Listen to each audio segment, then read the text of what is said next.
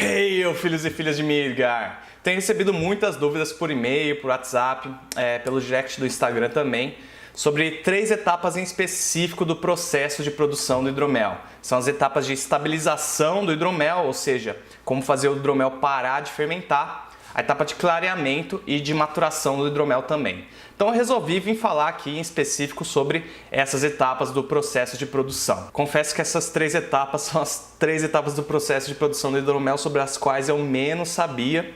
Normalmente eu só seguia à risca as receitas que estavam ali no meu livro. Dava tudo muito certo, então eu não buscava alternativas para fazer certas coisas de maneiras diferentes. E também não procurava entender a fundo o que realmente estava acontecendo aí nessas 3 etapas. Mas para sanar as dúvidas que eu tenho recebido, eu tive que pesquisar a fundo sobre o assunto. E quando eu digo a fundo, é a fundo mesmo, porque existe uma verdadeira confusão aí na internet sobre várias coisas que são envolvidas nessas 3 etapas, especialmente sobre a estabilização do hidromel. Há muita confusão aí que o pessoal faz sobre certos componentes, para que eles são usados. Então eu tive que dar uma pesquisadinha a fundo para entender de fato o que é cada coisa e vim aqui explicar para vocês e dar algumas alternativas de como vocês podem fazer certos procedimentos nessas etapas da produção do hidromel. Originalmente nesse vídeo eu ia falar tanto da estabilização quanto do clareamento e da maturação do hidromel. Mas eu comecei a perceber que já tinha tanta coisa para se falar só de estabilização que eu resolvi deixar esse vídeo inteiro dedicado só para a estabilização do hidromel, só para falar sobre como fazer o seu hidromel parar de fermentar. Então, no próximo vídeo eu vou falar exclusivamente sobre o clareamento e a maturação do hidromel. Nesse vídeo a gente vai dar um foco aí sobre como fazer o seu hidromel estabilizar, como fazer o seu hidromel parar de fermentar no ponto que você quer. Vou presumir aqui nesse vídeo que você já tem todo o conhecimento que eu passei lá na minha minissérie de vídeos, como fazer hidromel partes 1, 2 e 3. Caso eu comece a falar alguns termos, algumas coisas que você não esteja entendendo, vá lá, assista a minissérie de vídeos antes, depois você volta aqui para esse vídeo. Então, coisas como gravidade específica, esse tipo de coisa eu vou presumir que você já entende, já sabe bem o que é. Caso contrário, link para os meus outros vídeos de como se fazer hidromel logo aqui na descrição. Só clicar lá, assistir, depois você volta aqui para esse vídeo. Enfim, sem mais delongas, vamos ao que interessa.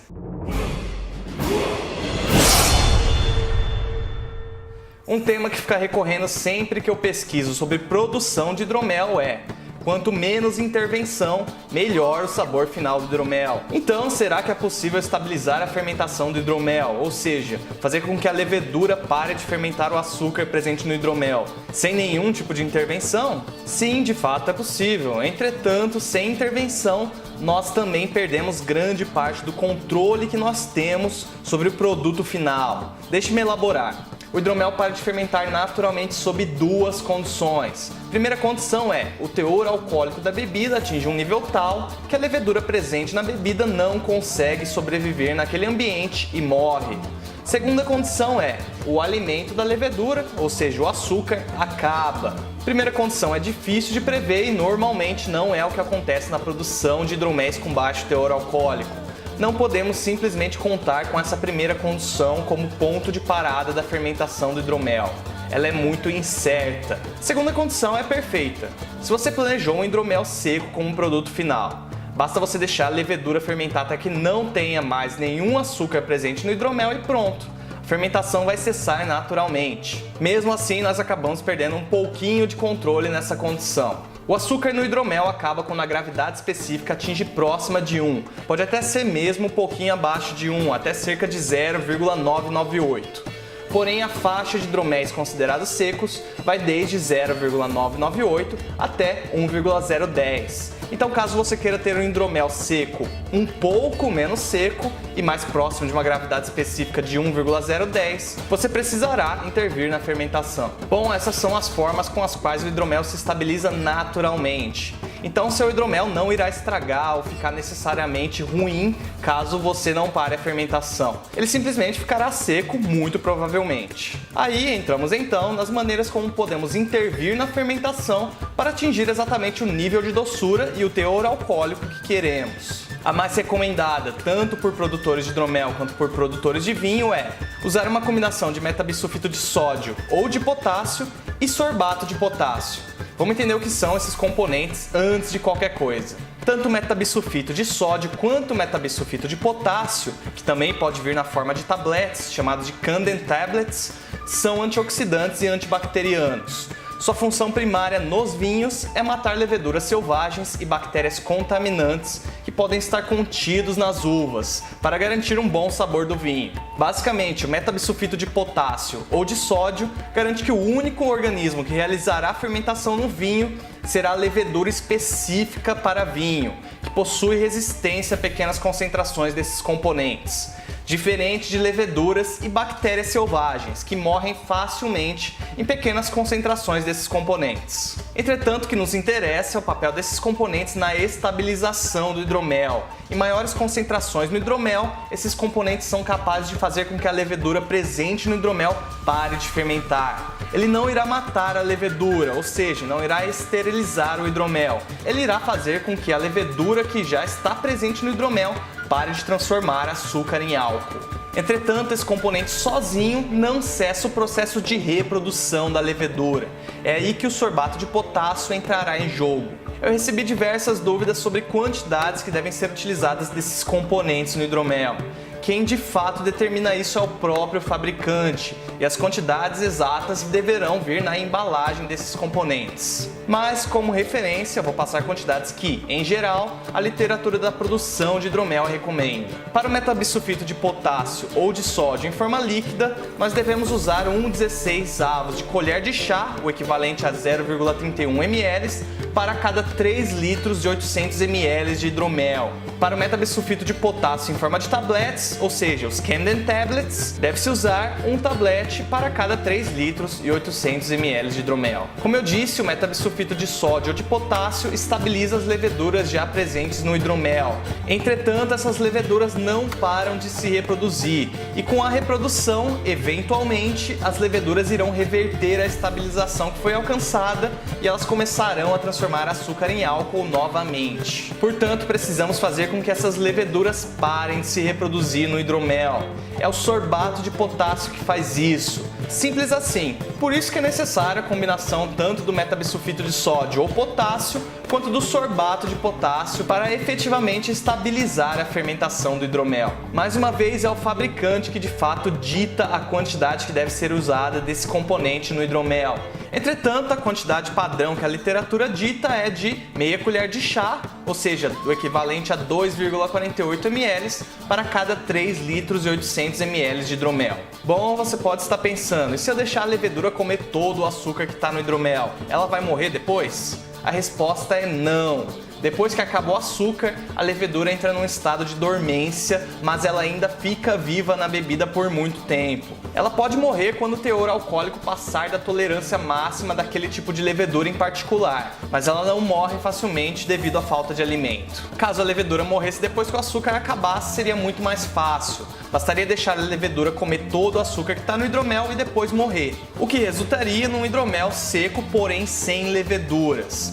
Então, caso nós quiséssemos um hidromel mais doce, bastava nós adicionarmos mais mel àquele hidromel que já estava seco, o que no exterior é chamado de backsweetening, até que o hidromel atingisse a gravidade específica final que nós queríamos e, voilá, teríamos um hidromel com o nível de doçura que nós queríamos, sem precisar ter utilizado qualquer componente químico. No entanto, como as leveduras continuam vivas no hidromel mesmo após o seu alimento ter acabado, no momento que você fizer esse backsweetening e adicionar mais mel ao seu hidromel que já estava seco, essas leveduras sairão daquele estado de dormência e começarão a fermentar o açúcar do mel que você adicionou também. Então, ao passo que é possível atingir a doçura final do seu hidromel de duas formas, ou cessando a fermentação quando a gravidade final for atingida, ou deixando todo o açúcar fermentar e depois realizar o backsweetening com mel.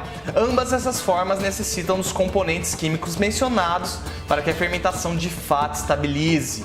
Ou então, você pode realizar o cold crashing. Cold crashing é um nome chique para dizer colocar no freezer. Colocar seu hidromel no freezer não é tão simples quanto parece, já que o recipiente em que ele fica é bem grande e você precisa ter espaço para colocar o hidromel lá. Mas caso você tenha espaço, basta você colocar o hidromel no freezer e garantir que a temperatura do freezer está abaixo de 4 graus Celsius, que a levedura irá lentamente entrar em um estado de dormência. Entretanto, cuidado aqui, o cold crashing funciona se você consumir o hidromel em pouco tempo após removê-lo do freezer. Se o cold crashing fosse uma solução permanente para fazer com que a fermentação parasse, os grandes produtores de cerveja não se dariam ao trabalho de pasteurizar suas cervejas para colocá-las nas prateleiras do mercado à temperatura ambiente. A partir do momento que você retira o hidromel das baixas temperaturas, é muito provável que a levedura saia desse estado de dormência e volte a fermentar, especialmente em se tratando das temperaturas ambientes elevadas aqui do Brasil. E caso o hidromel volte a fermentar, mas dentro do fermentador secundário e com uma válvula de escape para o gás carbônico, o dano não é tão grande. O que vai acontecer é que aquele hidromel que era semi-seco ou suave vai se tornar um hidromel seco. O problema é se o hidromel estiver dentro de uma garrafa. Se você engarrafar o hidromel, fizer o cold crashing para estabilizá-lo, depois retirar o hidromel engarrafado da geladeira e a fermentação voltar a acontecer dentro da garrafa, o gás carbônico que será formado lá dentro não terá para onde escapar, então eventualmente a garrafa não irá aguentar a pressão se formando dentro dela e ela explodirá. Cold crashing funciona muito bem para quem tem espaço no freezer e para quem pretende consumir o hidromel em pouco tempo após retirá-lo do freezer. O método de estabilização ideal do hidromel combina tudo que eu já falei até aqui. Mesmo usando o metabisulfito de potássio ou de sódio e o sorbato de potássio, que é o método mais efetivo dentre os citados, pode ser que demore um tempinho para que a levedura estabilize depois de se adicionar esses componentes. E, de acordo com alguns casos raros relatados na internet, pode ser que mesmo depois de adicionar esses componentes, a fermentação não estabilize. Nunca ocorreu pessoalmente comigo, mas assim relatos na internet. Então, se você realmente quer garantir um produto final com o máximo de controle possível sobre o nível de doçura e o teor alcoólico desse produto, eis o que você deve fazer. Deixe a levedura comer todo o açúcar no hidromel, deixando o hidromel seco. Há uma possibilidade que essa levedura já morra com o teor alcoólico final atingido. Mesmo que ela não morra, a levedura deverá ficar dormente depois disso. Em seguida, faça o cold crashing. Deixe o hidromel por alguns dias a uma temperatura abaixo de 4 graus Celsius, garantindo de fato que as leveduras ficarão dormentes. Então, retire o hidromel do freezer e adicione o metabisulfito de potássio ou de sódio e o sorbato de potássio. Esses componentes garantirão que a fermentação continuará estabilizada mesmo com o aumento da temperatura do hidromel. Finalmente, faça o back sweetening até que você atinja a gravidade específica final desejada, ou seja, o nível de doçura final desejado. Fazendo tudo isso, você tornará quase impossível de que a fermentação volte a ocorrer. Eu vou mencionar essas duas outras formas de cessar a fermentação do hidromel somente para evitar dúvidas futuras. É claro que se você ferver o hidromel, ou seja, pasteurizá-lo, você vai matar a levedura presente nele. E isso vai, efetivamente, cessar a fermentação. Mas quando se trata de hidromel e vinho, pasteurização não é um método indicado, pois ele afeta negativamente e pronunciadamente o sabor final do produto. Basicamente, estraga o seu hidromel. Eu sei que na fabricação de cerveja esse é um método legítimo de esterilizar as leveduras. Entretanto, ele não funciona aqui para nós no hidromel. Eu já inclusive tomei a mesma receita de cerveja, tanto pasteurizada quanto não pasteurizada, e não senti quase diferença nenhuma no sabor. Apesar de que muitos especialistas defendem que a pasteurização da cerveja dá uma característica de açúcar queimado à cerveja. Mas, como eu mencionei, não é um método viável para o hidromel. Eu nunca tomei hidromel pasteurizado, porque eu nunca tive coragem de potencialmente estragar o meu hidromel, mas qualquer produtor de vinho ou de hidromel defende que isso não pode ser feito de jeito nenhum. Você também poderá ouvir falar de filtragem do hidromel como um método de se estabilizar o hidromel. A filtragem do hidromel, que também é um processo que ajuda bastante no clareamento do hidromel, também é um método utilizado para estabilização, sim. Porém, apesar de existirem filtros caseiros de vinho, cerveja e hidromel, esses filtros não são capazes de estabilizar a fermentação do hidromel. Os filtros que são capazes de estabilizar a fermentação do hidromel são filtros industriais e caríssimos. Porém, isso foge totalmente do escopo da produção caseira e artesanal de hidromel. Com isso dito, nós encerramos o nosso vídeo de como estabilizar a fermentação do hidromel. Espero que esse vídeo tenha sanado suas dúvidas e, claro, caso alguma dúvida ainda persista, é só deixar aqui nos comentários. Se você gostou desse vídeo, um gostei é sempre muito bem apreciado e se inscreve aqui no canal para continuar recebendo dicas sobre a produção de hidromel. Como sempre, fiquem com Odin, um forte abraço e até a próxima!